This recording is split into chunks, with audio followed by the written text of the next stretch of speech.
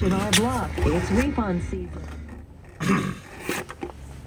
Good morning, good afternoon, and good evening. Stinky again. I'm going to kind of go over the next set of cards. Hopefully, you guys like the first round of the tournament that I did. I'm actually going to show you where I'm at in my async tournament as well, just to kind of show that's how great I am. Don't rub it in. All right, so let's do the first round here, and then I'm going to kind of break down the next set of cards as well. I just kind of want to get this rolling here.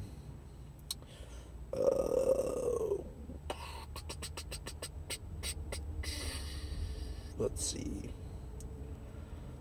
6 5 3 3 3 2 2 5 5 3.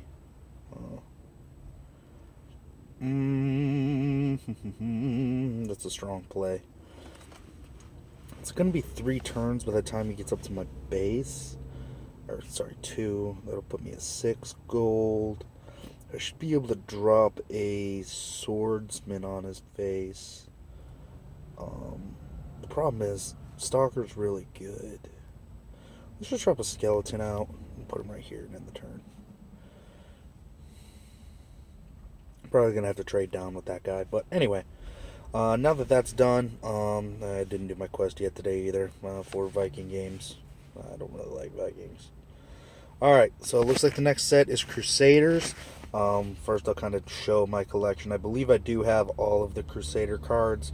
And I'm going to try to make this video a little bit quicker. If you guys have any questions specifically about any of the cards, shoot a comment or inbox me or something like that, and I'll do my best to answer it. So there's all the Crusader cards there. As far as foils go, I think I have most of the not AOD foils. There's Joan Vive. I don't know what all that null crap is. Leonel, missing for some reason. I think I had one and I sharded it a while ago. Craxus. Everybody back in the day got a free foil Craxus. So a lot of people probably have this one, or they sharded it. But yeah, here's mostly they're gonna miss Terrius. Again, a lot of the AOD ones I'm missing. Eternal Life I don't have, but it's a spell, so it's not really that relevant. The Verdict I don't have. Again, AOD. But yeah, foils. I've got one Eternal Judgment. But yeah, like I said, I've got most of them. Dragon Lore is a card that I'll cover in a minute, but that's amazing. So I guess let's kind of start from the top here. Oh gosh, damn it! My wife took my whole pack of cigarettes. I've only got 2. That's weak as fuck. All right, so let's kind of start from the top here. Cards that are not so great. Mighty Retaliation doesn't really do anything. It's a 0-drop. It doesn't even draw a card. It's permanent, though. So, it makes people have to think twice about attacking a unit, especially if you put it on a ranged unit. But, generally speaking, buffing the attack power is just going to be better than this. So, if you throw a permanent buff for attack power, it's going to do the same thing as this card anyway. That card's bad. Don't play it, ever. Swift Justice, this card's a little bit better. It says it's in the Warlock Academy expansion now, but it originally wasn't. I'm not sure where it came from. But this is, it deals 4 damage to enemies who attack this unit, and I'm not sure how it works since the patch, but pre-patch it worked with, you hit it with lightning or part of an explosion, or anything like that as well. The enemies also got the 4 damage, so it can be kind of useful. And it draws a card for 0, but your unit can't attack that turn. So, I believe it can still support if you put it on a support unit, but I doubt it. But yeah, don't play it. It just doesn't do enough to take up a deck slot unless you really need the cantrip. But Crusaders do a great job of drawing cards anyway, so it's probably not necessary. Here's probably one of the best new cards, the AOD cards. Dragon Lore is amazing. A lot of people don't play this card, and it needs to be played a lot more. It's a one drop to draw 2 cards and your opponent draws a card, people look at that as a huge drawback, but at the same time, this is going to filter through your deck extraordinarily fast. It's a turn 1 play, so you can get your drawing out of the way without sacrificing any tempo. Amazing card, filters through the cards fast. It gets you the combos that you need. If you're playing burn decks like a Crusader, Warlock burn deck, this is mandatory 2 of. It's too good not to play. Play it all the time. Heal, I really like Heal. I like Heal better than Repair. We're going to cover Repair in a minute, but they're kind of interchangeable as far as the draw card spells for Crusaders. I like Heal because you can use it on units. You can get your unit back healthy if you're playing against another Crusader. You can take them back up to full health to at least keep them out of range of the Verdict or Leonel, but usually the Verdict. So Heal's really good. Situational, I also like using it on Crumbling Archive, and I'll cover that in a minute as well. But I like this better than Repair. Some people like Repair because it's 4 to the base, where this is only 2 where this is 2 to anything. But I prefer Heal due to its utility. Quest for Knowledge, this card's not good. Usually this is only going to draw you 1 card. If this draws you more than 1 card, you're better off playing something else, or you're already winning anyway, and you don't need the cards. Not so great. Play Heal instead.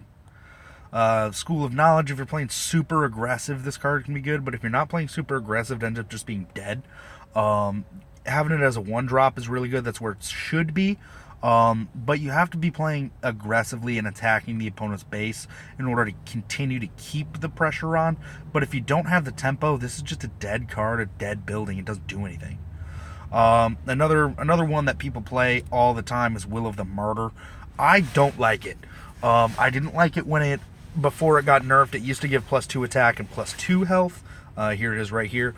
Now it only gives +1 attack and +1 health and 7 to the base. It always gave 7 to the base. But I didn't like it then. I don't like it now. I think it's essentially trading 2 for 1 all the time, and this gives no tangible benefit until after your unit's already destroyed. The attack and defense buff can be nice if you're playing a token deck. The 7 health can be nice, but there are other ways to accomplish that, and I just don't think this card does enough. I'm probably in the minority there. I don't like it.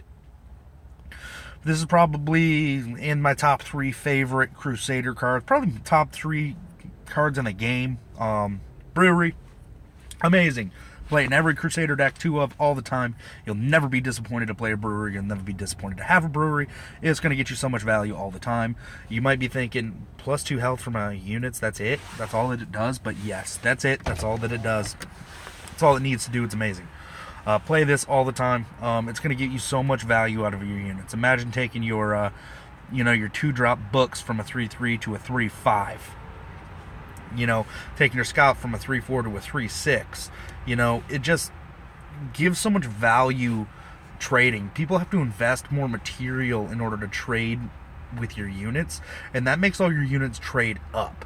Requiring 1 attack to kill a unit as opposed to 2 attacks to kill a unit means that your units are going to get 2 strikes on enemies for every 1 of yours that's destroyed. That creates a lot of value late game. Play Brewery all the time. You'll never be disappointed. It's amazing. Play it always. Here's a card that used to get played a lot, now doesn't get played very much anymore. Courthouse is a lot more popular than Church. They're kind of interchangeable, to be honest with you. I really think that Church could see more play than it does, but at the same time, it doesn't do a whole heck of a lot either. A lot of people prefer the 1 damage to a random enemy unit as opposed to healing an ally for 3.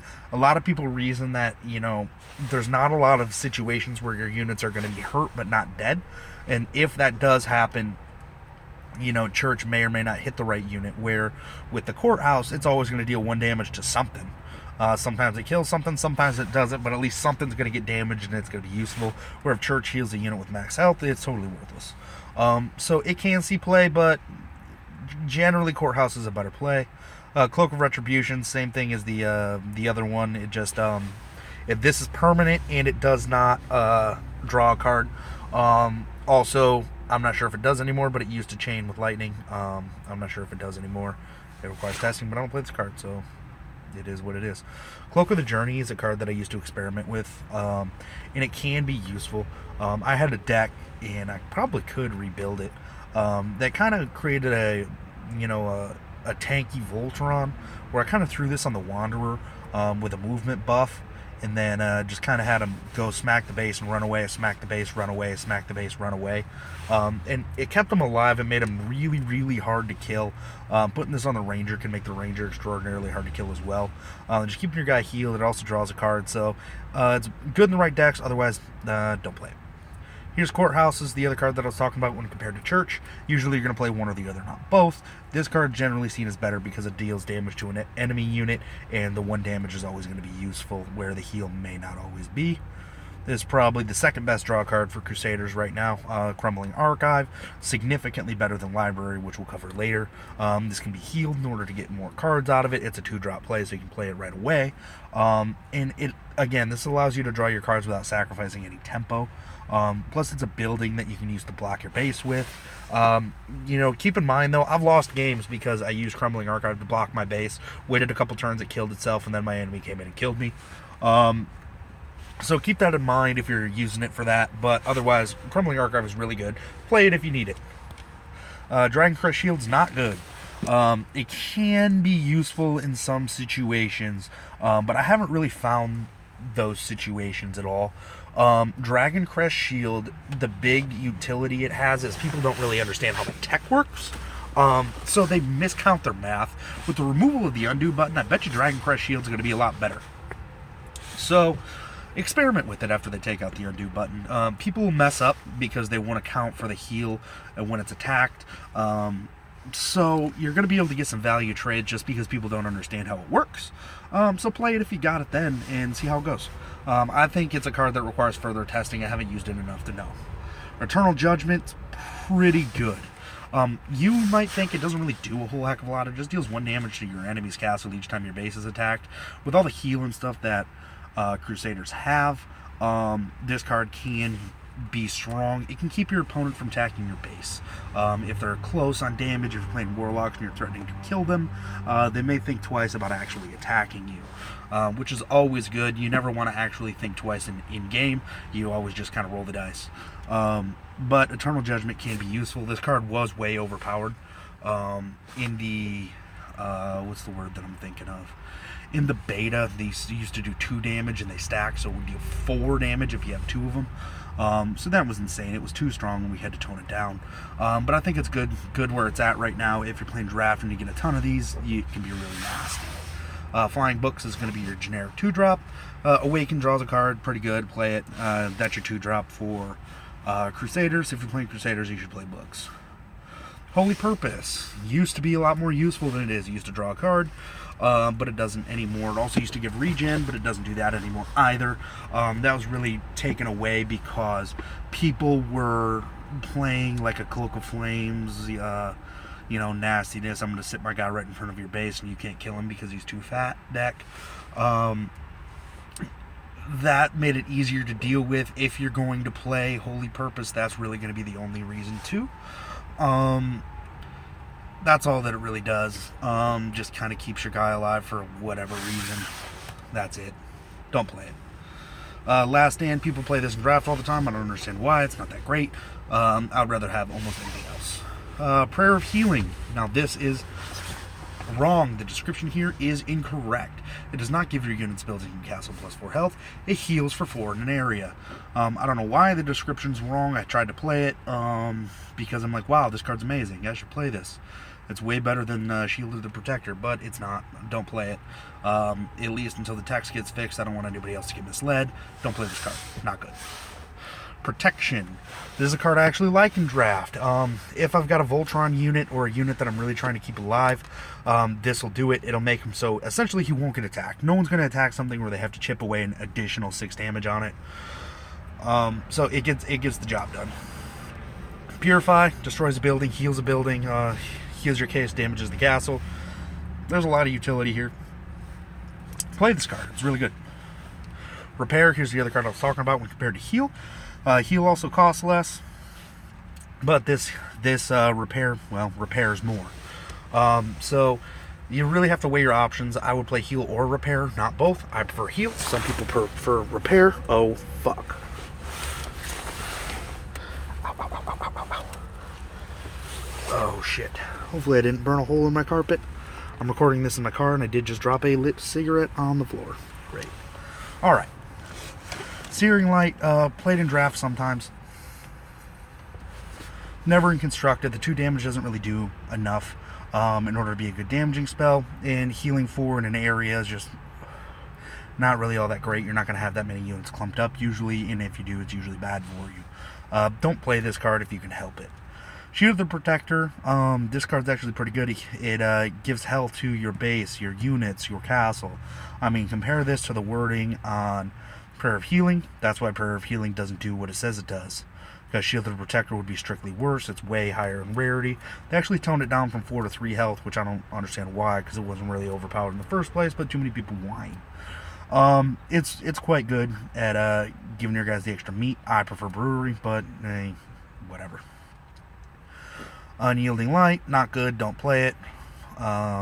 Burning Sun, this card, people think that it's better than it is. I've played it and it's just been underwhelming all the time. This deals 1 damage to all enemies, and it removes stealth effects, but it draws a card. The problem is it costs 3. That's just too much for this effect in order to make it playable. I mean, let me take that back. At a common, and for what it does, 3 is probably fine, but it really just doesn't do enough in order for that cost. The 3 slots usually crowded, and you're not going to want to waste a Burning Sun on a 3 drop when you could be playing a unit or, I don't know, something useful. So this card was supposed to be good. In practice, it's not that great. This card, people play this in draft all the time too. Again, not great. It gives a unit 3 health. When it's struck, it gains 2 attack. The big way to avoid that is the 3 health. You generally attack with a melee unit, gets the buff, attacks with a range unit. The attack buff doesn't matter, and the unit dies. So it's a 2 for 0, and everybody's happy. If you can get this to work, or if you throw it on something like Sorcerer, it can be cute. Other than that, I wouldn't really play Cloak of Justice. It's not that great.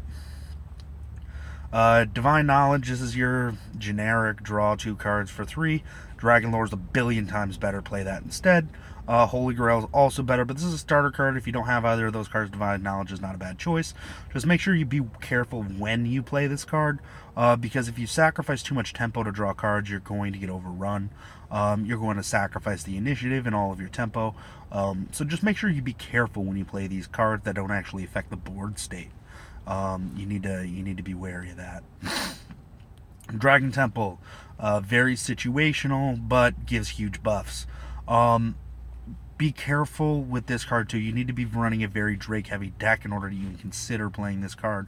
I had them come up when I was picking my draft deck. I passed on them because I don't think there's enough Drakes, especially in draft. In constructed, you can make this work. I prefer things like Brewery and Armory in order to give my buffs because they affect everything, not just my Drakes. Alright, here's Faithful Drake. People think this card's a lot better than it actually is. Essentially, it's a generic 3/6 for 3. It's a Drake, so it gets buffed by Dragon Temple, and it does have this innate, Will of the Martyr type ability. The problem is you don't have control over when that ability isn't put in place, usually. Which means you're not going to get maximum value from that 1 attack and 1 health buff. If you do, people play Faithful Drake early, rush it, and then it gets killed, and it buffs maybe 1 or 2 guys. The board state's not usually overrun with units, so that buff is really kind of situational anyway. If it's late game and you play Faithful Drake and attack something huge, generally speaking, it's going to die. The huge thing is going to survive. Your other piddly units, if you have any left on the field, are going to get buffed. But again, that's just a positive trade for your opponent. So really just consider this a 3/6 for 3 with upside potential. Not as great as people say it is, but it's still playable. Library, draft only 1 copy of it in tournament mode if you see it and you don't really have anything better to pick. Don't play in constructed. Archive is way better because it draws a card every turn instead of every other turn. In order to get the value out of this, instead of Divine Knowledge, you need to have Library in play for 6 turns. If you have a building in play for 6 turns, generally speaking, you'll get more value out of any other building in the game. Perseverance, I picked one in my draft pool because it can make a unit beefy. But don't play in Constructed. My favorite Crusader card, one of my favorite cards in the whole game, this is Priest. People don't see this guy being as valuable as he actually is. Giving 2 health until the next turn, which means it heals for 2. It can give 2 over the maximum. Keeps your guys alive for a lot longer. Makes them a lot meatier. Makes you able to overextend without really having to worry about your units being threatened when every single damage matters. Priest being able to give 2 over the health cap. Amazing. It's only temporary though. It goes away on the next turn. However, your guy ends up fully healed after that health disappears. Everything's great about Priest. He does 2 damage from range. Fantastic, right on curve. Play Priest all the time in Crusaders. You'll never be disappointed to draw a Priest, especially early game. Purge. People actually play this card for some reason. The primary use for this is to make sure Sentry Golem does not awaken. Other than that, it doesn't do anything. Removing awaken effects from anything else isn't really that big of a threat. Sentry Golem is the only one that it really kills, and it doesn't even kill it. It does replace itself for 3, but I'd rather play Priest. Rally the Town, decent in token decks, generates a ton of guys. If you're playing buffs like Faithful Drake, you can have those Peasant Militias on the field to get buffed. Consider this for 6, you're getting like a 6/9 guy, but he kind of dies out in its own parts, kind of like a Hydra. Rally the Town is really useful, but just be careful you're not going to reach the maximum hand size. I've had people play Rally the Town, get a bunch of Peasant Militias, have a bunch of stuff on the field. I play Tranquility, and they take 5 damage because their hand is full. So be careful with that. But it's good. Play this card. Regeneration. People think this card is amazing. I haven't really had enough experience with this. So, to be honest with you, I couldn't really tell you. I don't really have an opinion on this. It does heal for a ton. Buildings, units, castles, everything 5, which is huge. But I haven't played with it, so I don't know. I guess comment if you think this card's great. I'll play test with it and I'll come back to that. Let's see, Revive. Here we go. Don't play it. Doesn't draw a card. Heals any target for 8. 8's generally too much. Don't play it. Not good. Holy Grail, compared to Divine Knowledge, is just a strict upgrade. However, you need to be careful because that does heal enemy units as well. If you don't want to heal the enemy units, you might be wanting to play a Holy Grail to heal your guys, but it'll heal the enemy too, and you'll be right back in the same predicament that you're in. So you need to be careful when you play this card. It's really hard to get value out of that full heal, but the draw 2 cards is always good, and it does have upside. I would play this over Divine Knowledge. I would play probably Dragon Lore over both. The Verdict, this is your hard removal spell. You only get 1. And you need to make it count. The enemy unit needs to be damaged. Is another reason why people play Courthouse over Church. But this card can take out pretty much anything. Even Joan Vive, if it's hurt even 1 HP, you can smash it with a Verdict, instant death. Amazing. Alright, this card right here, Tower of Terius. This is a card that needs to be reduced in rarity. Having this at Legendary is totally pointless. You need to build a deck specifically around this card in order to make it work. However, this has the potential to be the last card that you draw. And then it does absolutely nothing. Generally speaking, this will get 2-3 damage on your opponent's base and then get destroyed by something. So it just doesn't do enough. It needs to be reduced in rarity. It used to be reduced in rarity, but they bumped it up to Legendary for no reason. And they changed the name from whatever it was before to Tower of Terius. I can't even remember what it used to be called. But this card, not good. Don't play it ever. You're not missing anything by not having this card. If you wish you could play with it, be glad that you don't. Bold Faith. I love this card in tournament. This card wins games. Giving all of your units plus 6 health. I even play this in Constructed, and people are always surprised. You storm out a bunch of units, play Bold Faith, you can almost ensure that they're going to sit there for the next turn unless somebody plays Tranquility. But your units will survive until the next turn. There's essentially nothing your opponent can do about it. They can maybe take out 1 guy, but even then they'd be sacrificing a lot of tempo and initiative, and you'd get some positive trades out of it as well. Bold Faith, amazing. Play it. I run it as a 1-of, and I'm thinking about scaling it up to 2. This card's so good. Dragon Knight, best 4-drop as far as stat line goes in the game. It's your ultimate defensive unit. It buffs your Drakes again. Generally, that's situational. You might buff 1 or 2, so don't really play it for that. Play it for the stat line. It does have 2 movement, but it will keep you from getting killed in Oh, keep in mind, this does trade with a card that we haven't covered yet, Stalker or Dark Spirit or whatever it's called now. Trades with that and survives. That's always good. Eternal Life, this is essentially gives a guy plus 8 health, plus 1 regen and hexproof, so it can't be targeted of any spells. Sorry, it gives it Shroud. Can't be targeted of any spells. That means it cannot be targeted with Sacrifice. It cannot be targeted with that Warlock card that draws 2 cards, where you sacrifice a guy. Grotesque. It can't be sacrificed with Akamon or with Rakanoth. It can't be sacrificed. It can't be targeted. However, units with this can be hit with support units like Priest, for example. So it keeps your guy even going even longer. It can also be hit by global spells like Holy Grail. It can also be hit in AoEs in conjunction with other things like Detonate if you target something else. The Eternal Life unit will be affected. Or if you use something like Firestorm that affects all units on the field, the Eternal Life unit will be affected as well. Keeps a guy alive for a lot longer than he probably should be. Unless you play this on the correct unit, it's generally a waste. A bounce spell like Tranquility just makes this die. So be careful with this one, but if you play it in the right spot, you win. Flash of Light, people play it a lot in draft. Sometimes it's good, sometimes it's not. Not good in constructed, don't play it. I think I'm running bad on time here. Play on hands, I kind of covered that in my tournament video. I like to put on Earth Knight. Other than that, totally worthless. Don't play in constructed, situational, and draft. Lore Master Terius. This card's amazing. It draws 2 random drakes. Sometimes it's great, sometimes it's terrible. If you get 2 spirit drakes, you're very bummed out. If you get 2 poison drakes, you're in the money. As far as the drakes go, as far as goodness, I would say Warlock Drake's the best, Poison Drake's the second best, but it's very close. Followed by the other 3 are just kind of not that great.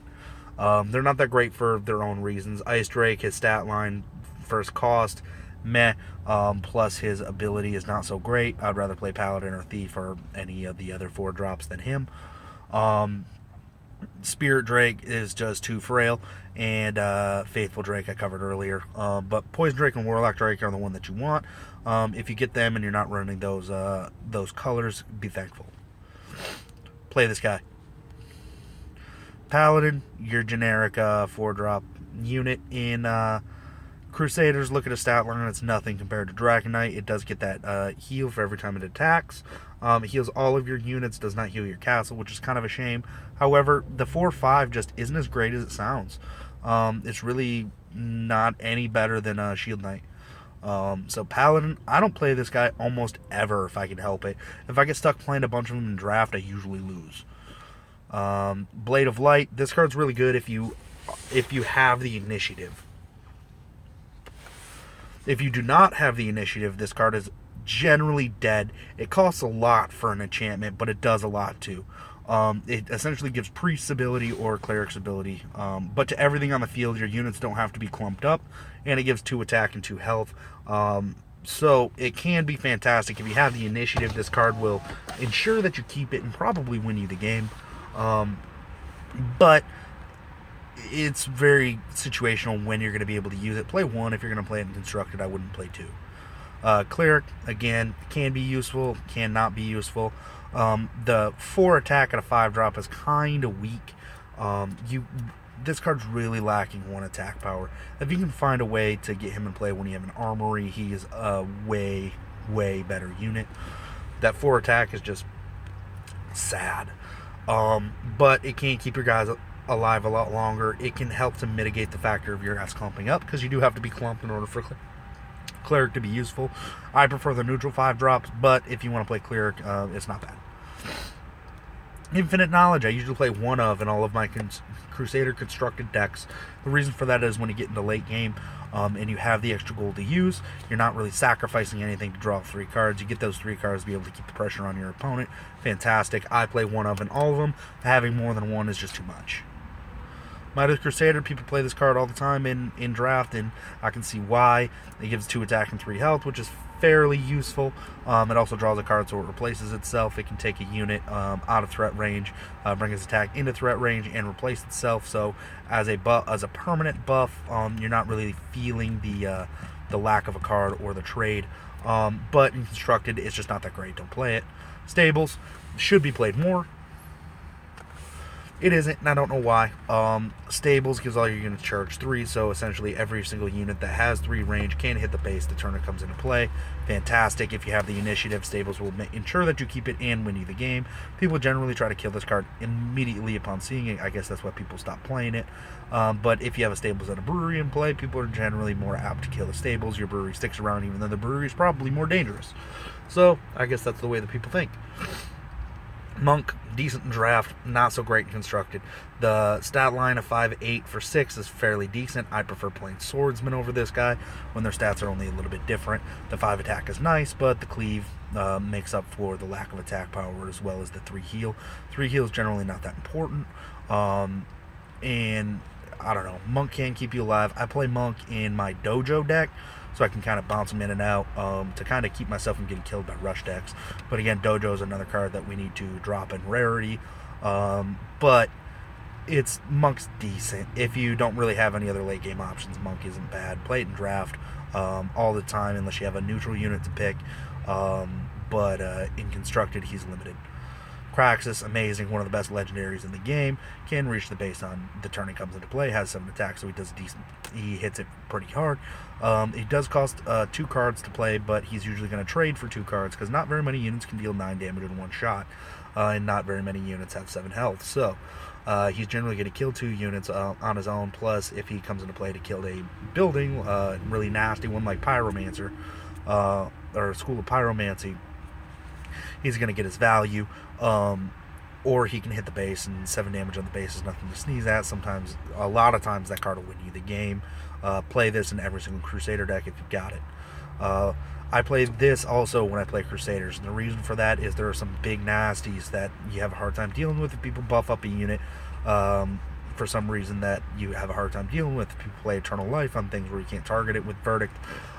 If people play Joan Vive and you need a way to kill it, Dreymoth, anything else that's really huge, Lionel will be able to do it for you. Another reason why people like Courthouse over Church.